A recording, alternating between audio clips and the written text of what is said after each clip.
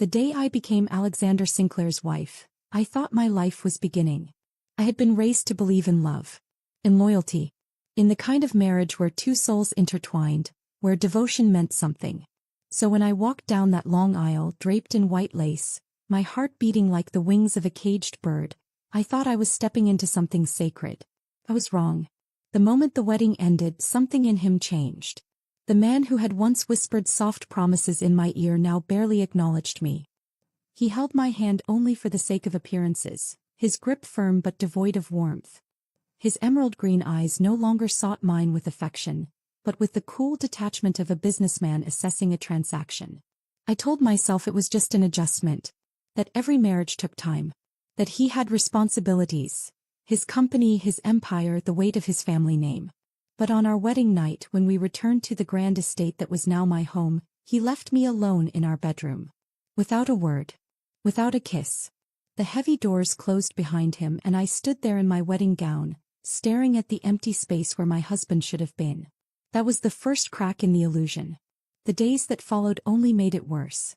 I had expected to be a wife, a partner, someone who stood beside him. Instead, I was treated as an accessory. A perfectly polished figure to accompany him at dinners, to smile at his colleagues, to be admired from a distance but never truly seen. When I spoke to him, his responses were brief, detached. When I reached for his hand, he pulled away as if my touch was an afterthought. But what cut the deepest wasn't his coldness. It was his indifference.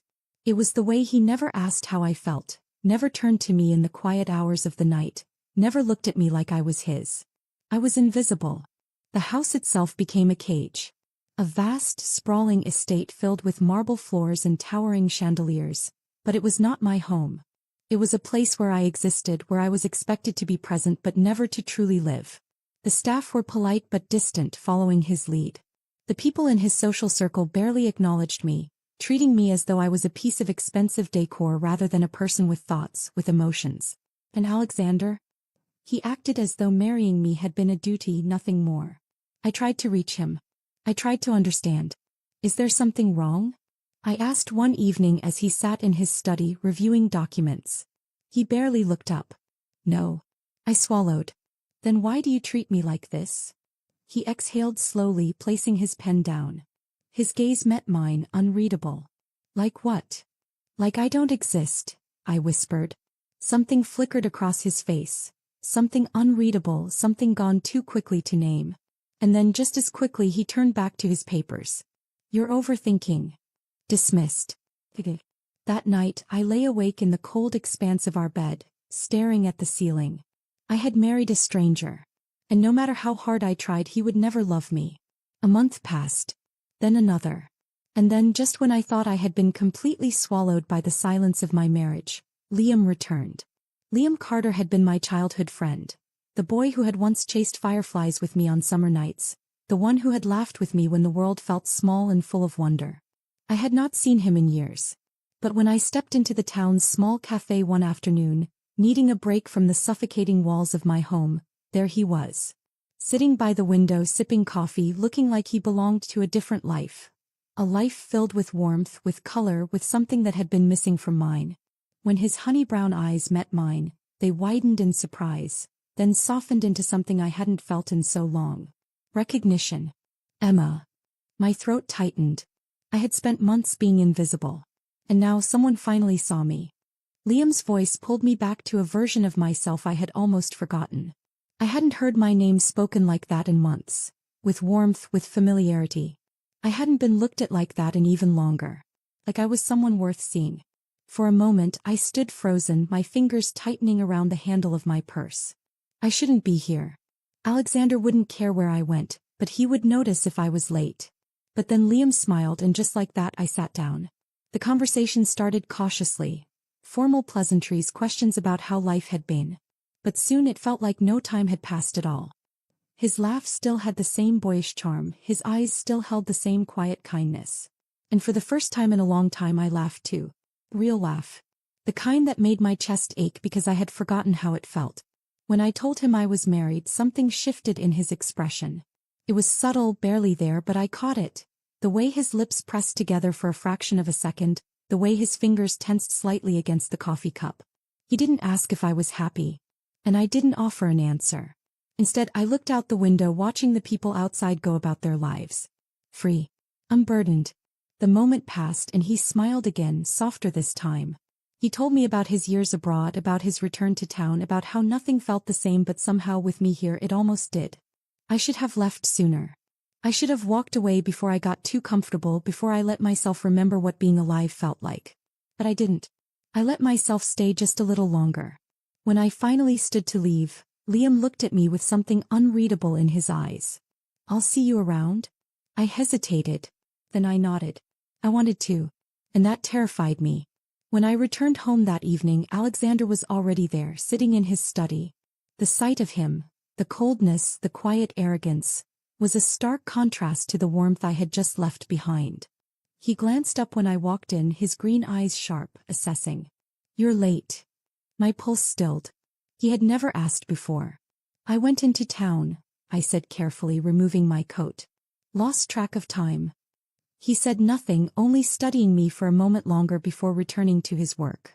And yet something had changed. The next few days I found myself thinking about Liam more than I should have. About the way he looked at me like I was real. About how easy it was to exist beside him. But it was nothing. A fleeting moment. A brief escape from a reality I had to accept. Or so I thought. The next week I ran into him again. This time it wasn't an accident. I had gone back to the cafe telling myself I just needed fresh air, that I wanted to feel normal again, even if only for a little while. And then there he was. The smile came without effort, and before I knew it I was sitting across from him once more. Time blurred. The afternoon melted into the early evening and I let myself forget. But I should have been more careful. Because when I finally returned home, Alexander was waiting for me. Not in his study. Not buried in work. But in the grand sitting room where I had no choice but to face him. I froze in the doorway. His expression was unreadable, his posture relaxed yet firm. And then, in a voice that was deceptively calm, he spoke. "Who is he?" A sharp chill ran down my spine. I tried to steady my breath, to keep my expression neutral. "What?" His green eyes darkened, cold amusement flickering beneath the surface. "The man you've been meeting." My heart slammed against my ribs. I had spent months being invisible to him. But now suddenly he had noticed. I swallowed hard, refusing to let him see the panic creeping up my throat. "I don't know what you're talking about." Alexander exhaled slowly, standing from his chair. The room felt smaller, the air heavier. "Don't lie to me." It wasn't anger in his voice. It wasn't jealousy. It was possession. Something in his gaze sent a warning through my veins. But I lifted my chin, forcing myself to meet his stare. "I am not lying," I said quietly. A tense silence stretched between us. Then he smiled. A slow, knowing curve of his lips. And then just like that he walked past me without another word. But I knew. Something had shifted. Something had woken up inside of him. And for the first time I felt afraid. Because I had seen it in his eyes. He wasn't angry that I had met someone else. He was angry that I had the nerve to think I could belong to anyone but him. And that was the moment I knew. I had to leave. Before it was too late. I didn't sleep that night. Not because I was afraid of what Alexander would do. He wasn't the kind of man who raised his voice or acted impulsively. His power came from control, from silence, from the way he could strip a person of their will without ever lifting a hand. But for the first time since our wedding I had defied him. And I had seen something in his eyes that unsettled me. Possession. It wasn't love, wasn't jealousy. It was the realization that I was slipping from his grasp. That I was no longer the obedient wife he had assumed I would always be. The next morning I went through the motions as if nothing had changed.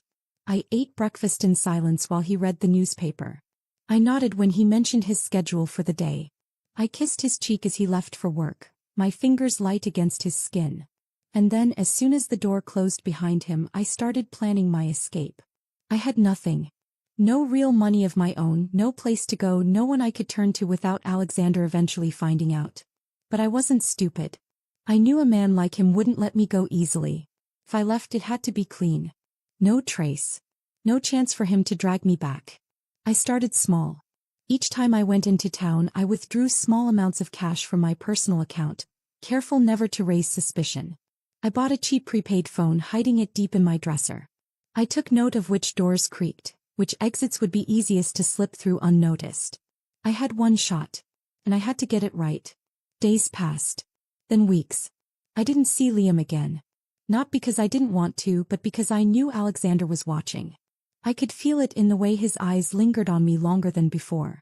In the way his questions came slower, deliberate, as if waiting for me to trip. And I almost did. One afternoon as I was leaving the bank, I heard someone call my name. Liam. I turned too quickly, my pulse leaping to my throat. He stood by the entrance, his brows furrowed, concern clear in his honey-brown eyes. "I've been looking for you," he said, his voice softer than I deserved. "You disappeared." Guilt curled deep inside me. He had been my one glimpse of warmth in a life that had turned cold, and I had walked away. I hesitated, glancing around. The street was crowded, but it didn't matter. I still felt like Alexander was there, lurking in the shadows, waiting for a reason to pull me back. Liam must have seen it in my face because he stepped closer, lowering his voice. "Emma, are you okay?" I wanted to lie, to say yes. But the words wouldn't come. Instead, my fingers clenched around the strap of my bag, my nails digging into the leather. "I can't talk right now," I whispered. His jaw tensed. "Then when?" I hesitated. Then slowly I exhaled. "Tomorrow. Noon." He held my gaze for a long moment, then nodded. "I'll be there." I turned and walked away, my heart pounding against my ribs. I shouldn't have agreed to meet him. It was reckless, dangerous. But I couldn't help it. Because deep down I knew that if anyone could help me escape, it was Liam. And I wasn't sure I could do it alone. I arrived at the cafe early. The air was crisp, the scent of fresh bread and coffee curling through the open doors. I sat by the window, my hands wrapped around a porcelain cup, my fingers cold despite the warmth of the drink. I had barely taken a sip when Liam walked in. He spotted me instantly, his honey-brown eyes darkening with something I couldn't quite name. Relief. Concern. Maybe even frustration. He slid into the chair across from me without hesitation, his presence steady, grounding. "You look different," he murmured, studying me. I let out a quiet breath. "I feel different." He didn't speak right away. He let the silence settle between us, giving me time. He always had a way of waiting, of letting me come to him on my own terms. But I couldn't afford to wait any longer. I set my cup down carefully. "I need to leave." Liam's expression didn't change, but something in his posture shifted. He leaned forward slightly, his elbows on the table, his voice low. "Leave as in?" I swallowed hard. "As in disappear. As in never come back." His fingers curled against the table. "Because of him." It wasn't a question. I nodded anyway. A long exhale left his lips. He looked down, shaking his head slightly, then back up at me. "Emma, why didn't you tell me sooner?" I had no answer for that. Maybe because saying it out loud would have made it real. Maybe because part of me had been too ashamed. "I couldn't," I whispered. "But I'm telling you now." Liam didn't hesitate. "What do you need?" The question stunned me for a moment. Not why. Not are you sure? Just, what do you need? I forced my voice to stay steady. "Money. A place to stay. A way out that won't lead him straight to me." His jaw clenched, his eyes flickering with something unreadable. Then he nodded once. "Done." It was that simple. He didn't question it. Didn't push. Because Liam had always been this way. Unshakable. Steady. Mine in a way Alexander never had been. But I couldn't think about that now. We spent the next hour planning. Liam would book a hotel under his name in a city far enough away that Alexander wouldn't look immediately. I would slip out late at night, take the back roads, use cash for everything. We went over every detail, where I would go, how long I would stay hidden, what I would do if things went wrong. It was reckless. It was rushed. It was dangerous. But it was the only chance I had. When we stood to leave, Liam hesitated. "If you change your mind," he started, but I shook my head. "I won't." He searched my face, then nodded. "Tomorrow night," he said quietly. "I'll be waiting." I stepped outside, the wind cool against my face. The world felt different, sharper, more fragile. I had taken the first step. But deep down I knew Alexander wouldn't let me go so easily. The hours stretched endlessly. Every second that passed felt like a countdown, like the walls of the estate were pressing in closer. I moved carefully, methodically, ensuring that everything was set. I packed only the essentials. cash, identification, a change of clothes. Nothing that would raise suspicion if Alexander happened to notice. The rest I would leave behind. The thought of starting over with nothing should have terrified me, but it didn't. Not anymore. The night before my escape, Alexander was home early. I had barely stepped into the dining room when I felt his eyes on me. He was seated at the head of the long oak table, the candlelight flickering against the sharp angles of his face. His emerald green gaze followed me as I moved, unreadable, assessing. "You've been quiet lately," he said, his voice smooth but edged with something I couldn't place. I kept my expression neutral. "Have I?" His lips curved slightly, but it wasn't a smile. It was something else. Something more dangerous. "You have." I took my seat across from him, careful to maintain the same controlled poise he expected from me. I reached for my glass of wine, the stem cold beneath my fingers. "I suppose I've had a lot on my mind." Alexander leaned back, studying me. He was never a man of unnecessary words, but I could feel them behind his silence, weighing heavy between us. I forced myself to meet his gaze. I had spent months drowning in his indifference, but now that I was slipping through his fingers, he was finally paying attention. I took a slow sip of my wine, waiting. He exhaled, shaking his head slightly. "I must have been a fool to think you'd sit quietly forever." The glass in my hand stilled. The air between us grew sharp, like the moment before a storm. And then, as if nothing had happened, he picked up his knife and cut into his steak, the tension vanishing as quickly as it had come. But the damage was done. He knew. Not everything. Not the details. But enough to sense that something was slipping beyond his control. I finished my meal, feigning calm, excusing myself as usual. But as I walked away, I could feel him watching me. Took everything in me not to run. That night I barely slept. I listened for movement beyond the door, for the sound of footsteps that never came. Every creak of the house sent my pulse hammering in my throat. By the time the first light of dawn seeped through the curtains, I had made a decision. I couldn't wait until nightfall. If I stayed any longer, he would find a way to stop me. So I did the only thing I could. I ran. The estate was quiet as I slipped through the back door, my breath measured, my pulse a hammering rhythm beneath my skin. I had spent months memorizing every exit, every security detail, every blind spot in the cameras. I moved quickly, my bag tucked against my side, the cold air biting at my skin. The moment my feet touched the gravel path beyond the garden, I knew there was no turning back. Liam was waiting at the edge of town. I had sent him a single message before slipping out. "I'm coming now." He had responded immediately. "I'll be there." The night stretched around me, the stars above unfamiliar, distant. My world was about to change. I barely made it past the estate's outer gates before headlights cut through the darkness. A sleek black car. My heart stopped. The tires skidded slightly as the vehicle pulled in front of me, blocking my path. The doors unlocked with a quiet click, and then I saw him. Alexander stepped out, his movements controlled, his emerald eyes dark in the dim glow of the streetlights. He wasn't wearing a coat, as if he had left in a hurry. As if he had known. I turned to run, but his voice cut through the night like a blade. "Emma." My feet froze against my will. He took a step toward me, slow, measured, like a predator who had already won the hunt. "You were going to leave me." His voice was calm, but there was something underneath it. Something cold and sharp. I forced my spine to straighten. I was. The silence between us stretched dangerously.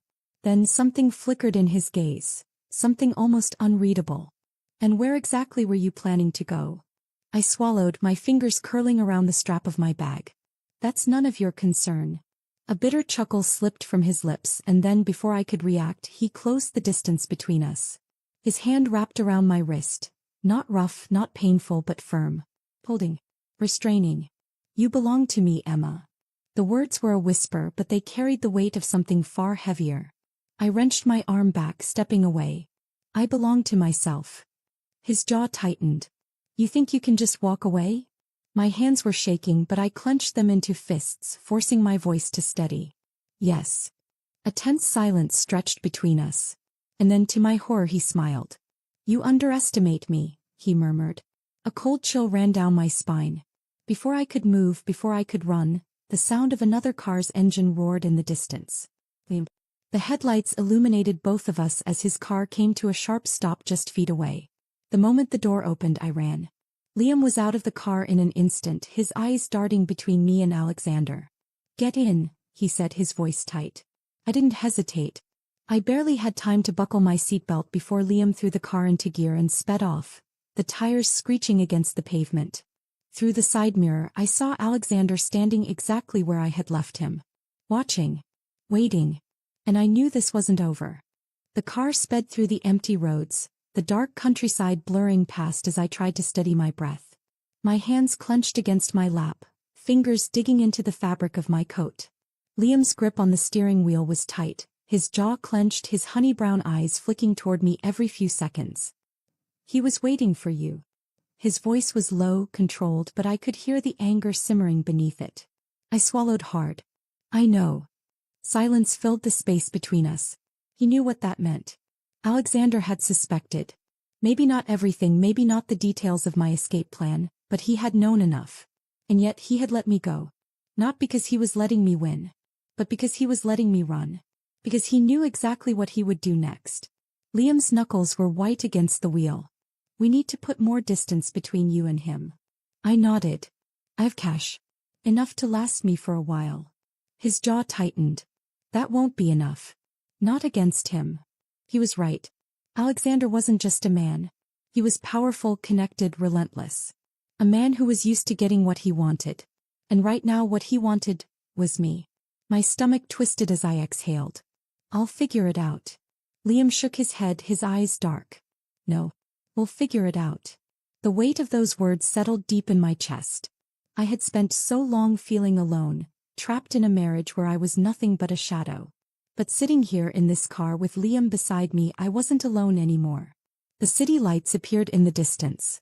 Our first stop. The hotel Liam had booked for me under his name. A temporary solution, a place to disappear for a while before I figured out my next move. Liam pulled into the parking lot, shutting off the engine. He turned to me, his expression serious. "I can stay if you want me to." I hesitated. Not because I was afraid of him, but because I wasn't sure if I trusted myself. Not after what I had felt the moment I saw him again. Not after the way my heart had ached when he told me he had been waiting for me all these years. I forced a small smile. "I'll be okay." He studied me for a long moment, then nodded. "Call me if anything feels off." I nodded. "I will."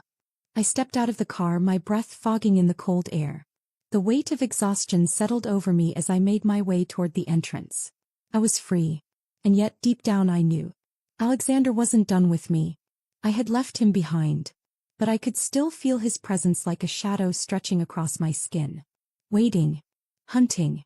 And no matter how far I ran, he would come for me. The first 2 days in the hotel were quiet. Too quiet. I stayed in my room, the curtains drawn, the lights dimmed, my phone off except for the prepaid one Liam had given me. He checked in every few hours, making sure I was safe. But no matter how many times I reassured him, I couldn't shake the feeling that Alexander was already moving. And I was right. On the third day, everything shattered.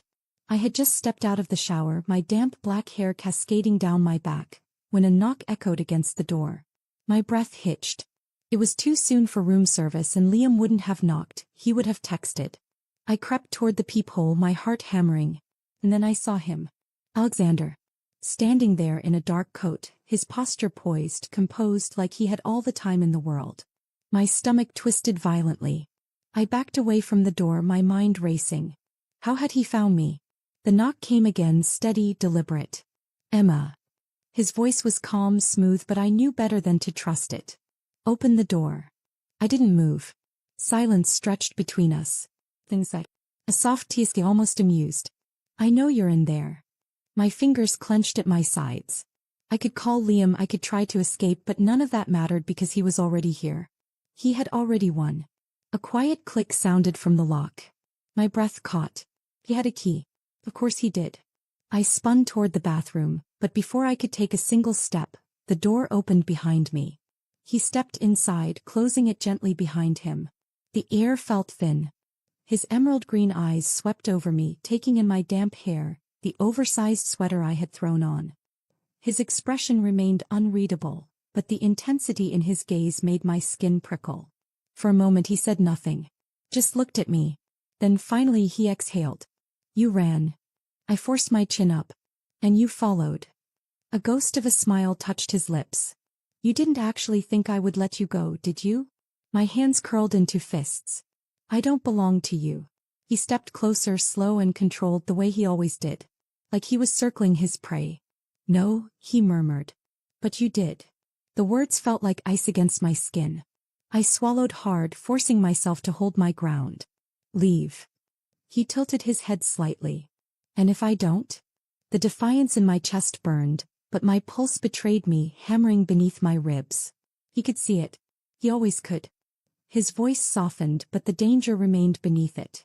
I would have given you anything, Emma. Anything. And yet you still ran. My throat tightened. You never gave me what mattered. Something flickered in his eyes. A crack in the mask.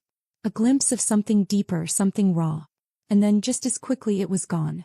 His hand lifted, fingertips ghosting over my wrist. Not holding, not forcing. Just a touch. A reminder. Come home. The words were quiet. Almost gentle. A command disguised as an offer. I closed my eyes, exhaling slowly. No.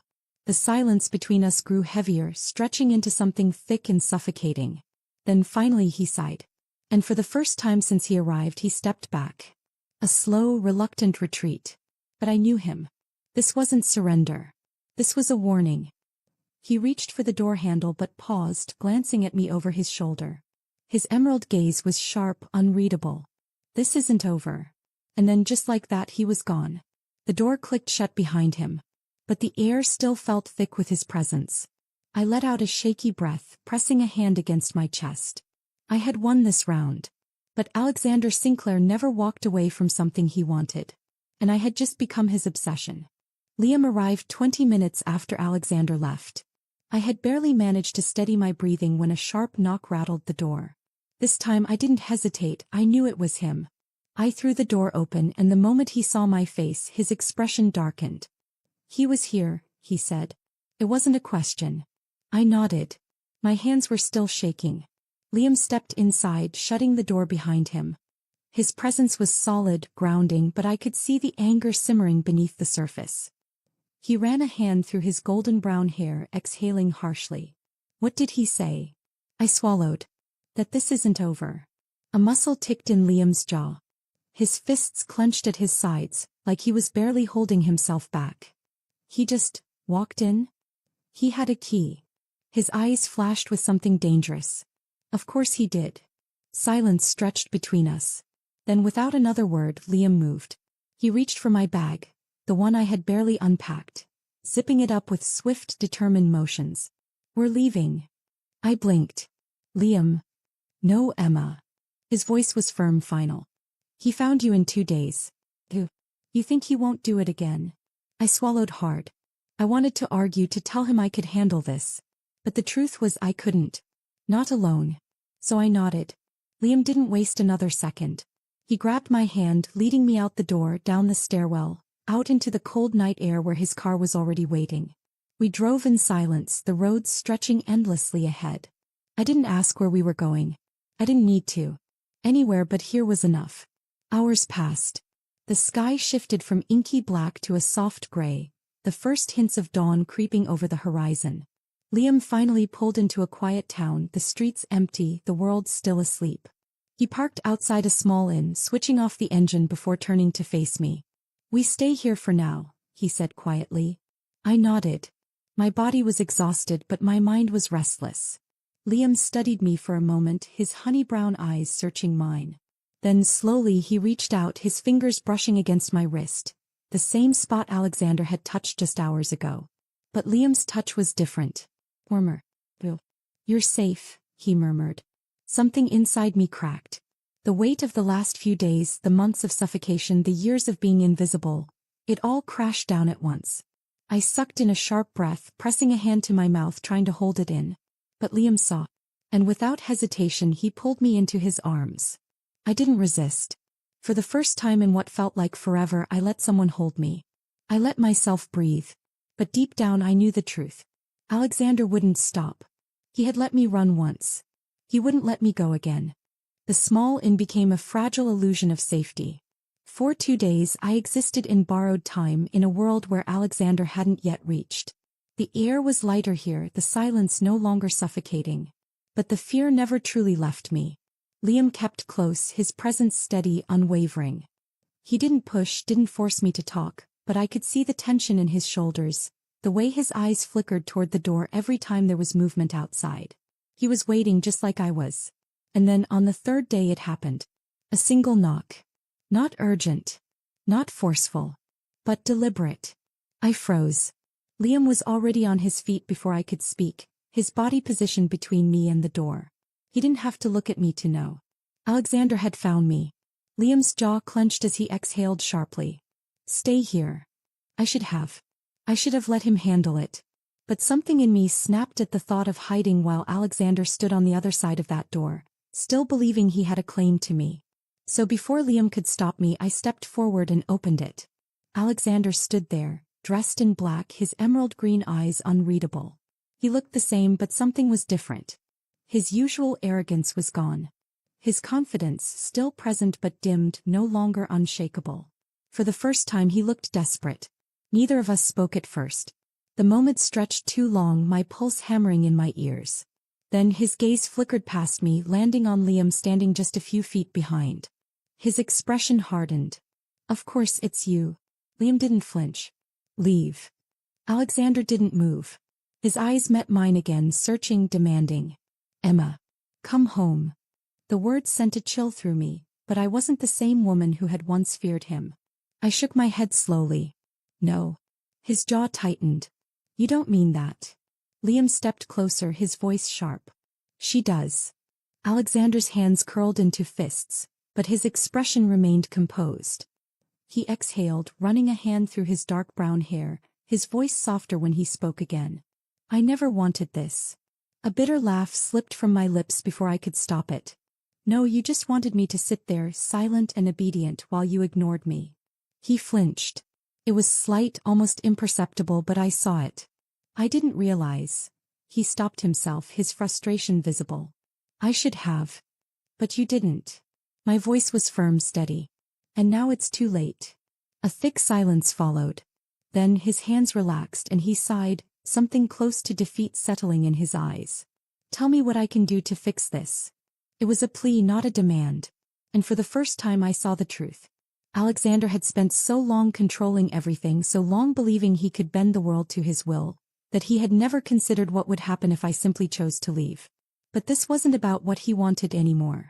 I stepped back, the distance between us final. There's nothing you can do. The words felt like freedom. Alexander's lips parted slightly, but he didn't argue. He only stared at me as if he was finally beginning to understand that he had already lost. Liam moved closer, standing beside me. His presence was solid, unshakable. The kind of presence that had never made me feel small. Alexander's gaze flickered between us one last time. Then slowly he stepped back. I held my breath. And then, without another word, he turned and walked away. The moment the door closed, the weight on my chest lifted. The air felt clearer, my limbs lighter. I had made my choice. And for the first time in my life I was finally free. The room was silent long after Alexander left. I didn't move, didn't breathe, as if any sudden motion might undo what had just happened. But the weight in my chest, the constant, suffocating pressure that had lived there for so long, was finally gone. Liam stood beside me, his gaze locked on the door as if expecting Alexander to return.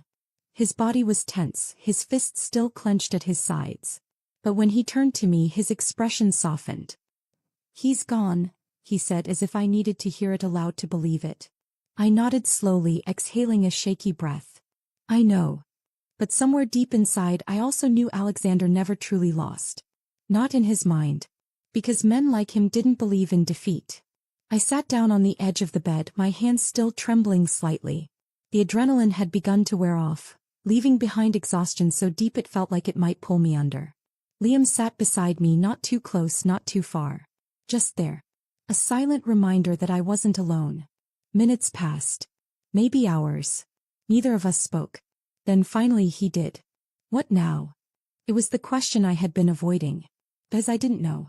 I had spent so much time running, planning, escaping, that I had never once considered what came next. For so long, My world had revolved around Alexander. Whether it was pleasing him, fearing him, or leaving him. And now he was gone. The emptiness that followed wasn't sadness. It wasn't regret. It was freedom. I lifted my gaze to Liam, meeting his steady, patient eyes. He was waiting not for an answer he wanted, but for the one I was ready to give. I didn't have one. So instead I asked a question of my own. What would you do if you were me? Liam's lips curved into something that wasn't quite a smile. I'd start over. The words settled into my bones, grounding me. Start over. Not rebuild from the ruins Alexander had left behind. Not reclaim something that had never belonged to me in the first place. But build something new. I exhaled, nodding. Yeah. For the first time in years I had a choice. And for the first time in years I chose myself. The days that followed felt surreal. For the first time in years I woke up without fear pressing against my ribs. Without the weight of a man's silence suffocating me. Alexander hadn't reached out. No messages, no calls, no sudden appearances. It was as if he had vanished from my life as quickly as I had disappeared from his. But I knew better. His absence wasn't surrender. It was acceptance. A realization that he had lost, that no amount of power, control, or calculated words could bring me back to him. I didn't look back. That I moved forward. Liam stayed by my side, never pressuring, never asking for more than I was ready to give. He drove me to the coast one morning, where the sea stretched endlessly before us, a symbol of the life waiting beyond the wreckage of my past. We walked along the shore, the sand cool beneath my bare feet, the waves crashing softly against the rocks. It was quiet, peaceful. And then, as if he could hear the thoughts running through my mind, Liam spoke. You don't have to be afraid anymore. I turned to him, the wind lifting strands of my black hair around my face. His honey-brown eyes held the same quiet strength they always had. But there was something else there now. Something unspoken. Something that had always been there, waiting. I know, I whispered. He hesitated, searching my face. And what else do you know? The answer came so easily, so naturally, that I almost laughed at how blind I had been for so long. I know that you love me. Liam didn't move, didn't blink, didn't breathe. But he didn't deny it. And that was all the confirmation I needed. For years I had been unseen, unheard, unloved. But he had always seen me. Always cared. Always waited, even when I hadn't realized I needed him to. A slow smile tugged at my lips as I stepped closer, feeling something unfamiliar but welcome settle deep inside my chest. For the first time in my life, love wasn't a cage. It wasn't ownership. It wasn't a transaction. It was freedom. And this time I chose it. I chose him. Liam exhaled, something breaking in his expression, something raw and real. And when he finally reached for me, pulling me into his arms, I didn't flinch. I didn't hesitate. Because this time I wasn't running away. I was running toward something new. Something mine. And I was finally home.